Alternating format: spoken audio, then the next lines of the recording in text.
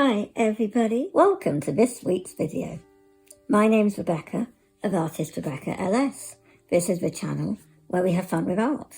Today I want to show you the regular things that I use every day. So the art supplies that I use the most often.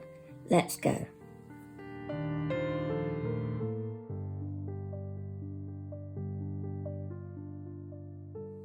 My goodness, there's quite a bit here.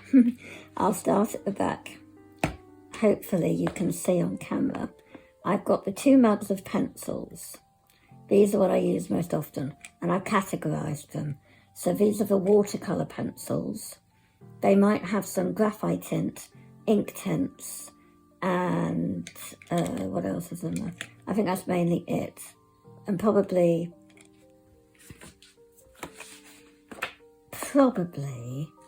a Caran-d'Ache Prismalo, they're watercolour.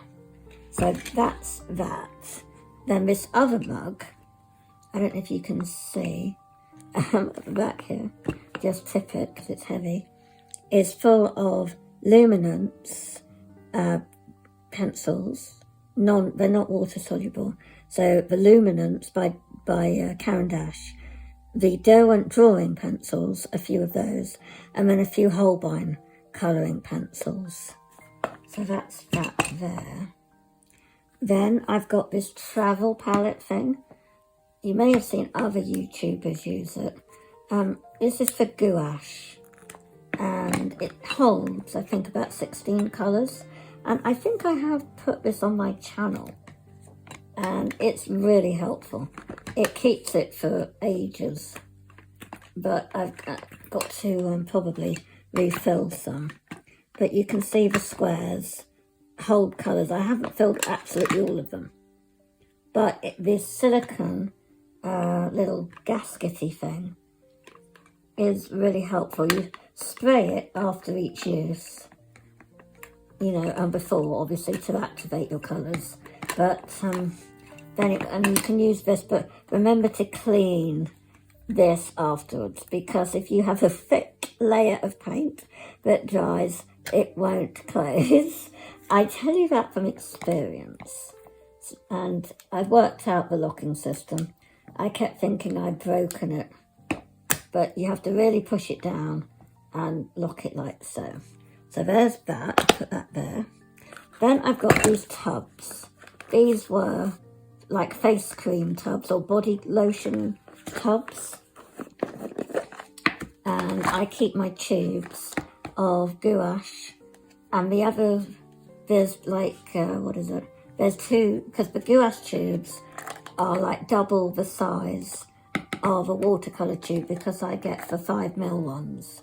And my gouache, except for that one I pulled out, I think it was this part of this year, the Holbein, they ran out.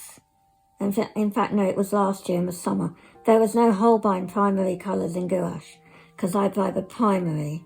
So I had to get Winsor & Newton, and I don't like it. I really don't like it. It's too thin, and so you'll use this tube up a lot. You don't have to add much water to it. So it depends what you like to use.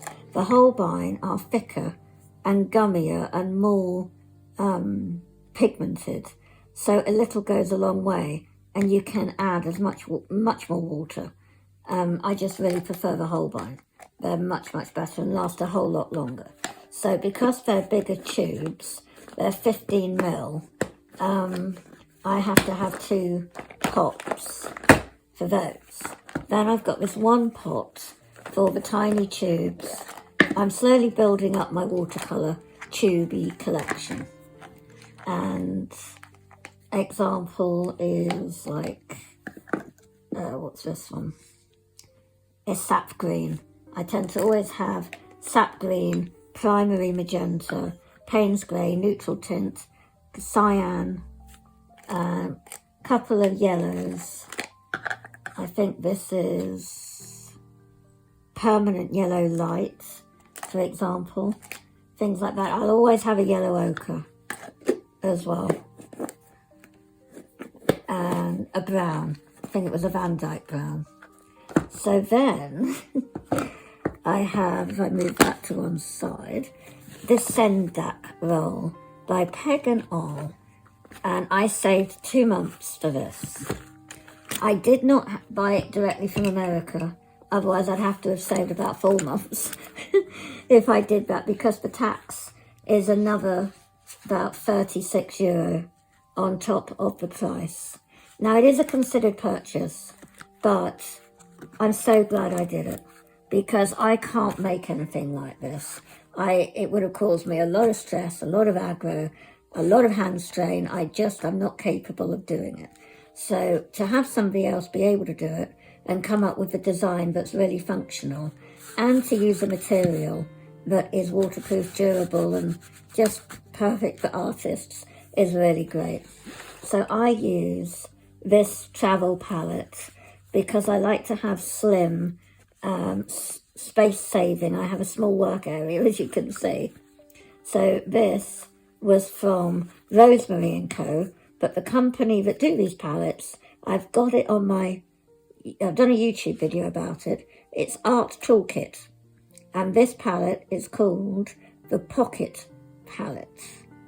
Yeah, I always get confused because you just listen to my YouTube video, it will explain everything about that. But this is just perfect, and it slips in to the pocket of the Peg and All perfectly. The Sendak roll. This is the Sendak Mini. Again, I've done a video about it. This is a chiffony duster cloth, a microfiber cloth that I cut in half. I always keep that in here. I finally got a mechanical pencil, 0.3, that didn't break on me. Again, look at my YouTube video and follow my Instagram. I went through 2 new mechanical pencils that were branded, Pentel and Faber-Castell, and they both broke within a month or month and a half and less than a month. So I wasn't impressed.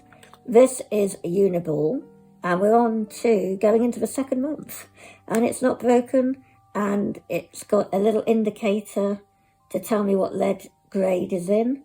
Really liking it. And it's a 0.3 millimeter. I like to do small sketches, so it helps me with that, it's space saving. There's also this water brush, which I put in the wrong slot. This is by Rosemary & Co. I showed you when I first got it. You can see I've really worn it down now.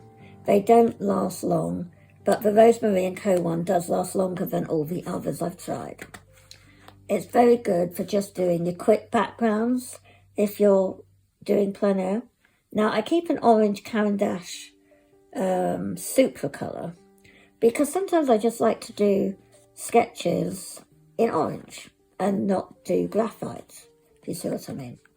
I also will keep a rainbow pencil with me for doing quick sketches. That's by Koh-i-Noor. I also have my first ever and only Blackwing. That's it. It's a Blackwing 602. Half the pressure, twice the speed, has the eraser at the end. I really do like this pencil.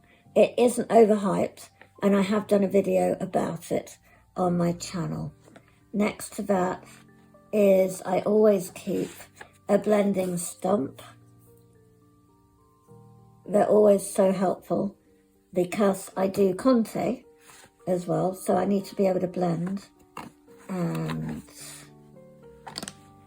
my TWSBI Eco, it's chunky. That's my only negative, is that it's chunky, but it's just made my life easier than the Safari Lamy. So I probably should do a video about why I prefer this to the Safari Lamy, because I originally was using that, the Safari Lamy fountain pens, and I know they are popular. Then I've got 2 more Supracolor watercolour pencils by Caran d'Ache, red and pink. I might, swap these out at some point, and I might replace them with, say, a Derwent graphite tint, so that I've got more of a nature pencil. But I have actually already got a couple at the back here I put in, if I just make some room here, hold that flat back. I've got a graphite tint, it's called Cool Grey, a number 23.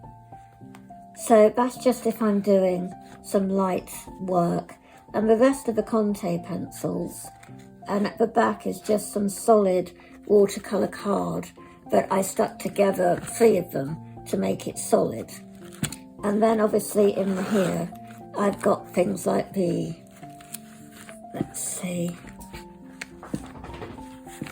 I've got like my eraser refills for my mechanical pencil, a couple of art graph blocks. Basically this is the same, the Tombow Zero eraser, my sharpening Hovel by Maker's Cabinet, all of that is in there. So really, that is all of that, and you can see all that on my channel. We take that away. We then have the sketchbook by Royal Talons, and we've got the Stabilo Pen 68 fibre tip pens. And that's it. That's my main stuff that I use, guys. So I hope that this has been of use to you and helpful. And I'm going to catch you really soon on the next video. Don't forget to give me a thumbs up if you've liked this video. It helps YouTube know that you found my content interesting. The same goes if you leave me a comment. And I would really love to know if you have ever used the Stabilo Pen 68 pens and what you thought about them. Let me know in the comments below, and I'm going to catch you really soon.